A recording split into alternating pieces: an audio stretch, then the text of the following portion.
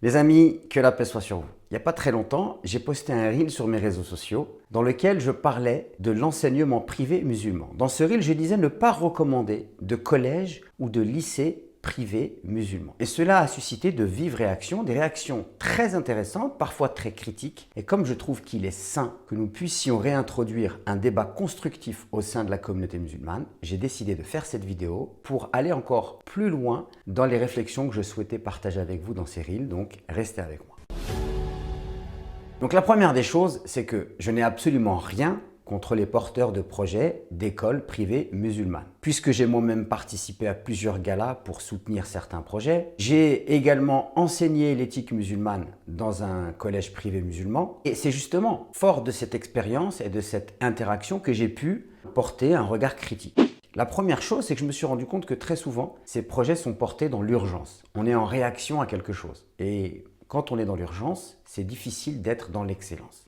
La deuxième chose, c'est que ces projets sont souvent très fragiles sur le plan financier. Donc du coup, quand on pilote un projet et qu'on a des difficultés financières, eh bien on a la tête dans le guidon, on est accaparé par ce problème. C'est difficile du coup de mettre de l'énergie dans l'approche pédagogique et éducative. Donc du coup, il y a une espèce de focalisation sur l'aspect financier qui est chronophage et énergivore et les projets s'en ressentent.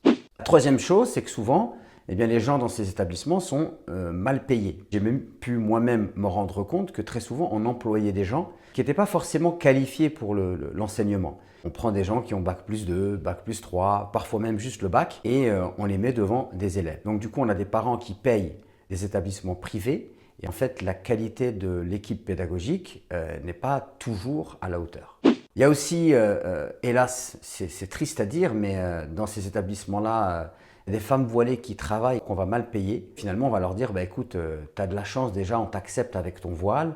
Tu acceptes parce que sinon, de toute façon, tu ne pourras pas travailler ailleurs avec ton voile. Comme je l'ai dit dans le reel, je ne suis vraiment pas du tout fan de ce genre de management. Il y a certains établissements qui vont vous parler de l'excellence.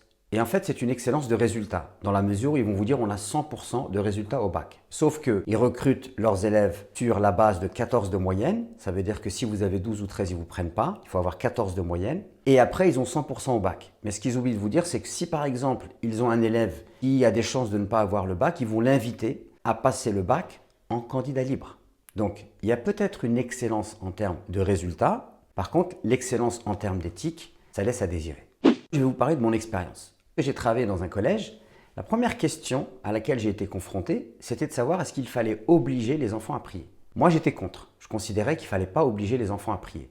Les temps de prière, on invite les enfants à prier. Ceux qui veulent prier, prient. Et ceux qui ne veulent pas prier, ne prient pas. Et il s'avère que quand on a commencé à faire ça, bien 80% des élèves ne souhaitaient pas faire la prière. Donc les obliger à faire la prière n'avait aucun sens. La deuxième chose, c'est que quand je me suis rendu compte de cela, j'ai voulu travailler sur le fond. Donc j'ai voulu travailler sur pourquoi vous êtes musulman et est-ce que vous savez répondre à un athée qui vous dirait que Dieu n'existe pas.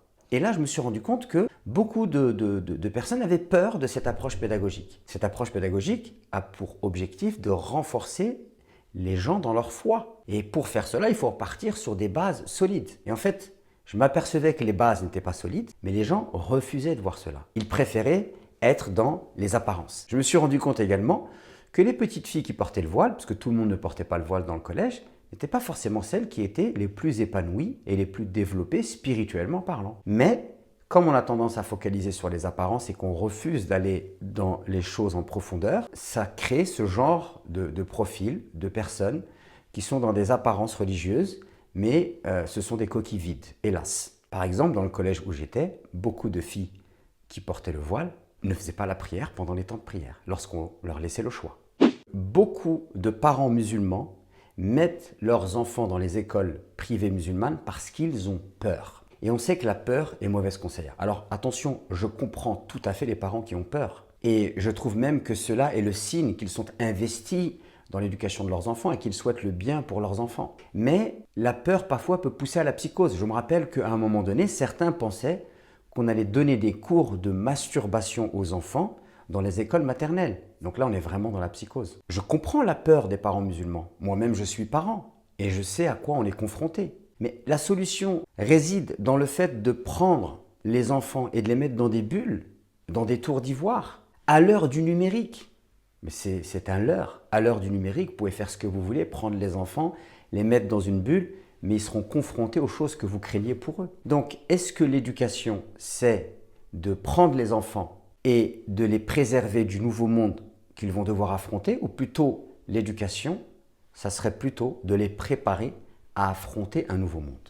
Et pour moi, la peur qui traverse les parents musulmans, finalement, nous détourne de l'essentiel. L'essentiel, c'est quoi? L'essentiel réside dans la capacité à donner une véritable éducation religieuse basée sur les valeurs, la spiritualité et l'éthique. Or, l'éducation religieuse aujourd'hui réside dans les apparences, le nombre de versets du Coran que tu as pu apprendre et les pratiques religieuses que tu pratiques, même si tu n'es pas convaincu et même si tu vis ces pratiques religieuses dans la souffrance, c'est pas important, on te voit faire, c'est ça qui nous rassure.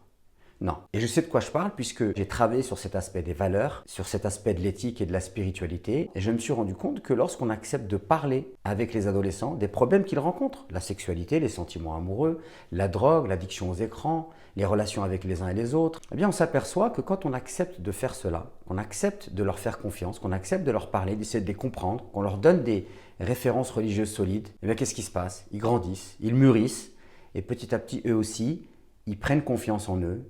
Ils prennent confiance en l'islam, ils se rendent compte que l'islam leur apporte des solutions, leur apporte un cadre qui est sain. Et donc du coup, il y a un véritable développement spirituel qui se déclenche chez cette jeunesse. C'est pour cette raison que lorsqu'on me demande est-ce que je conseille un collège ou un lycée musulman privé, je dis que je ne recommande aucun collège ou lycée musulman privé. Je parle des collèges et des lycées, je ne parle pas des écoles maternelles et des écoles primaires. Puisque des fois dans les écoles maternelles et les écoles primaires, eh bien, il y a des projets qui portent une véritable alternative sur le plan pédagogique. Et là, ça peut être très intéressant d'y placer ses enfants. Par contre, pour les collèges et les lycées, j'ai dit que je ne recommande pas parce que de mon humble expérience, je ne connais pas de collège et de lycée vraiment qui vaut le détour. Maintenant, je ne connais pas tous les collèges et tous les lycées privés musulmans. Donc, je ne recommande pas ne signifie pas je déconseille. Ne pas recommander, ça veut dire que je ne suis pas en mesure de vous présenter un collège ou un lycée musulman qui est exemplaire sur le plan de l'éthique et de l'approche pédagogique. Par contre, je ne déconseille pas car je ne connais pas tous les établissements scolaires privés musulmans. Voilà, j'espère que cette vidéo vous sera profitable. N'hésitez surtout pas à la partager si vous la trouvez intéressante et n'hésitez surtout pas à partager avec moi vos commentaires sur cette question qui est bien évidemment une question épineuse et une question qui concerne beaucoup d'entre vous.